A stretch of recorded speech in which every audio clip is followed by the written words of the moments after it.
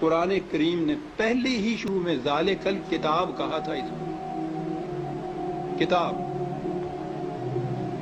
دنیا کی کوئی کتاب ایسی ہے کہ جس کی زبان آپ نہ جانتے ہوں اور کتاب پڑھتے چلے جاتے ہیں؟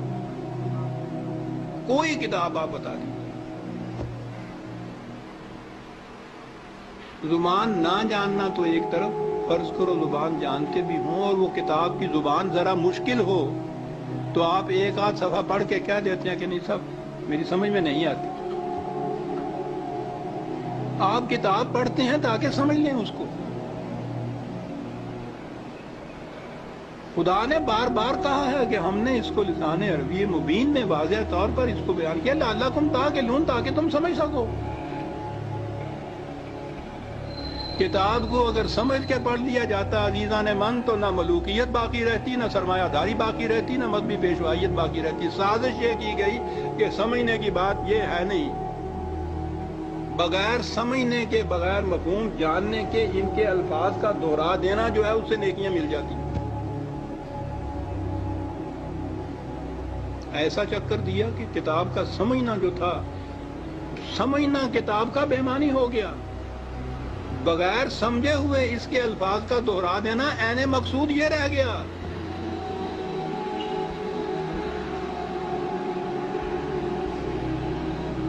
اعلیٰ سے اعلیٰ درجے کی کسی طبیب، حکیم کی، فلاسفر کی نسخوں کی کتاب، ہر مرض کا نسخہ جہاں لکھا ہو اس کے اندر، آپ اس کو سمجھے نہیں اس زبان کو اور وہ نسخے زبانی یاد کر لیں اور صبح اٹھ کے ان کو نسخوں کو رٹتے رہیں، شام تک بولتے رہیں. کچھ پتہ نہ ہو آپ کو کہ سونف کسے کہتے ہیں، ترنجبین کیا ہوتی ہے، اور پڑھتے چلیں. کیا مرض کی شفا مل جائے گی اس طرح سے؟ اس کتاب کا مقصد پورا ہو جائے گا؟ میں نے کہا ہے ابھی کہ ہے کوئی دنیا میں اور کتاب جس کے ساتھ یہ کچھ آپ کرتے ہیں؟ عزیزان من، اس کتاب عظیم نے کیا لیا کہ ہم اس کے ساتھ یہ کرتے ہیں جو کسی کتاب کے ساتھ نہیں کرتے. یہ سب اس لیے کہ یہ سمجھ میں نہ آ جائے کہ ہو نہ جائے آشکارا شرع پیغمبر کہیں.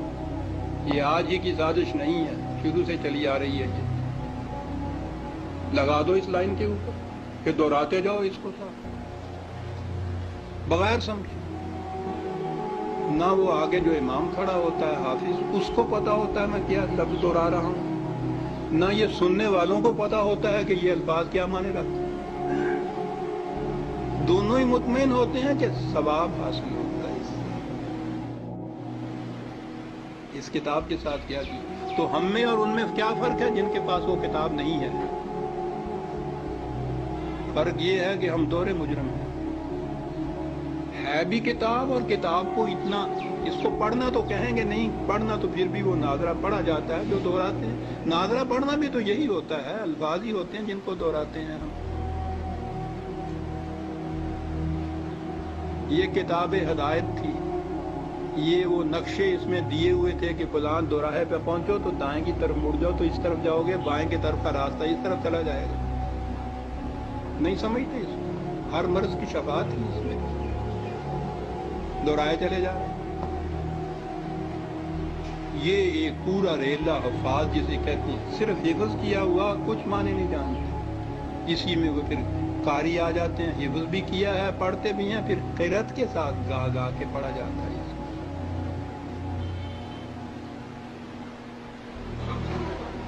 قانون کی کتاب گا کے پڑھنے کی. قرآن میں یہ لکھا ہوا ہے کہ چوری کرنے والا عورت ہو، چوری کرنے والی ہو، جرم کے عوض میں اس کے ساتھ یہ سزا اس کو دو. اب اس کو آپ گاتے چلے جائیے قانون کو. کہ ایک تو معاملہ ہے کہ قرآن مجید جو ہم سنتے ہیں، اب یہ جو ہمارا دورہ ترجمہ قرآن ہے، جو ظاہر بات ہے کہ 1/1000 لوگوں نے بھی نہیں سنا ہوگا. پاکستان کی کل آبادی کے حساب سے لے لو تو شاید 1/100,000 بھی نہ بنے، حالانکہ 50-60 مقامات پر ہو رہا ہے ہمارا. کہیں مکمل کہیں تھوڑا مختصر کیا گیا ہے، لیکن یہ کہ 50-60 مقامات پر پاکستان میں بھی ہو رہا ہے۔ اس کے باوجود کیا نسبت ہوگی؟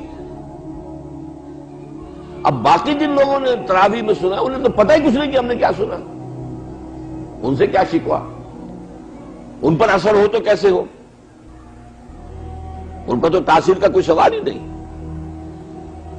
اس لیے کہ اس اعتبار سے تو ثواب اعظم کا ہمارا جو ہے دین، وہ تو ثوابی دین ہے، ثواب مل جائے گا، اور یہ صحیح ہے، ثواب ملتا ہے، حضور کی حدیث ہے، میں کیسے انکار کر سکتا ہوں؟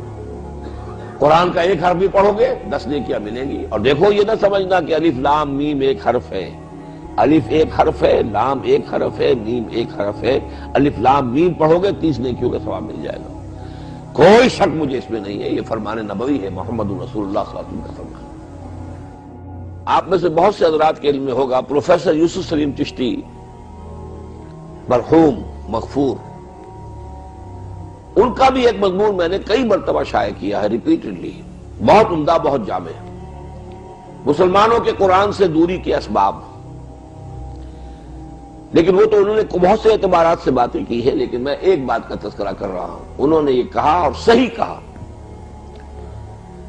کہ جب ملوکیت اور سرمایہ داری کا دورہ ہو گیا مسلمانوں میں، ان دونوں طبقات نے شعوری طور پر فیصلہ کر کے عوام مسلمانوں کو قرآن کی طرف سے ان کی توجہ ہٹا کر دوسری چیزوں پر لگائیں، اس لیے کہ قرآن کنڈم کرتا ہے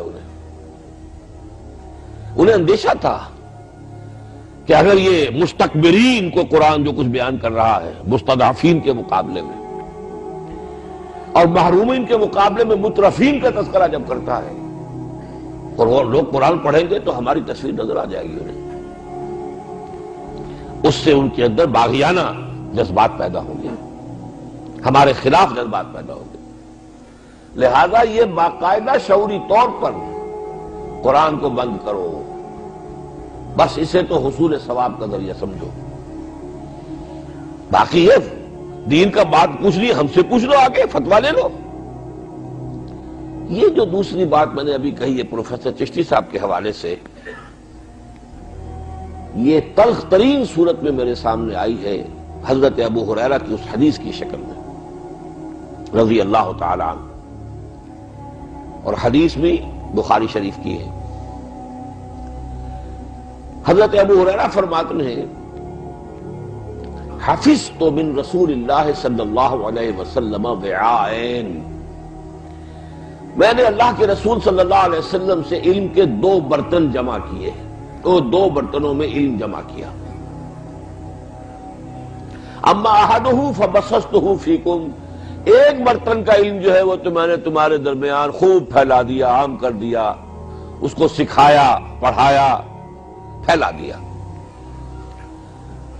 اما الآخر، لیکن دوسرا برتن لو بسطہ، اس میں جو علم میں نے رکھا ہوا اگر میں اسے عام کر دوں لقطع ھذا البلعوم، تو میری یہ گردن کاٹ دی جائے گی۔ کیوں؟ ملوکیت کا دور آغاز، یہ دور کا آغاز ہو گیا تھا۔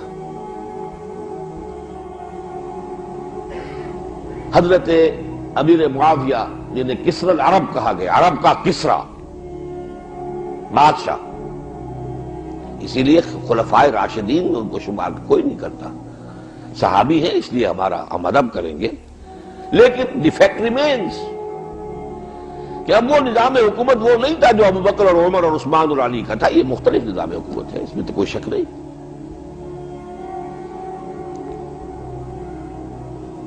تو سن 57 یا 58 یا 59 میں انتقال ہوا ہے حضرت ابو ہریرہ کا، اور سن 60 میں امیر معاویہ کا، گویا کہ دور امیر معاویہ رضی اللہ تعالیٰ عنہ کا اختتامی دور ہے جب انتقال ہو رہا ہے۔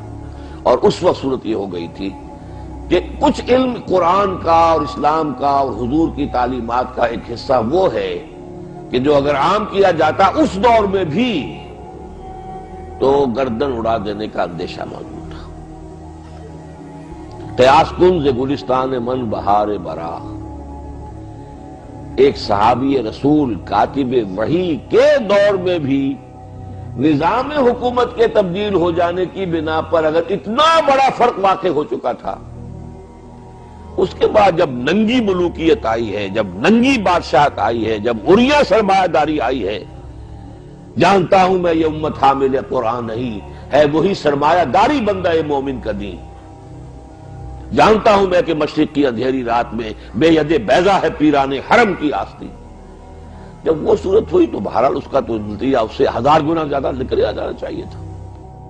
یہی وجہ ہے جب دین کامل ہوا ہے محمد رسول اللہ پر صلی اللہ علیہ وسلم، الیوم اکملت لکم دینکم واتممت علیکم نعمتی ورضیت لکم الاسلام دینا۔ اب کہا ہے مسلمانوں تم پر ہم نے یہ لازم کیا، قائم کرو یہ ان اقیموا الدین ولا تتفرقوا فیہ، دین کو قائم کرو۔ یہ ہم نے تمہیں نظام اس لیے نہیں دیا تلاوت کر لو اور ثواب لے لو، اللہ اللہ خیر صلی اللہ، پھر بند کیا جزان، اس کو بوسہ دیا اور رکھ دیا، آیت پڑھ لی السارق والسارقۃ فاقطعوا ایدیہما، ثواب تو مل گیا، ایک ایک حرف کے 30 نیکیاں حضور نے فرمایا۔ گن لیجیے کتنے حروف آئے اس آیت کے اندر، کتنی نیکیاں ہو گئی، عمل تو نہیں ہوا۔ سود کی آیتیں آپ نے پڑھ لی، سود کو نکال تو نہیں سکے۔ پورا معاملہ کیا ہے؟ قائم کرو اس نظام کو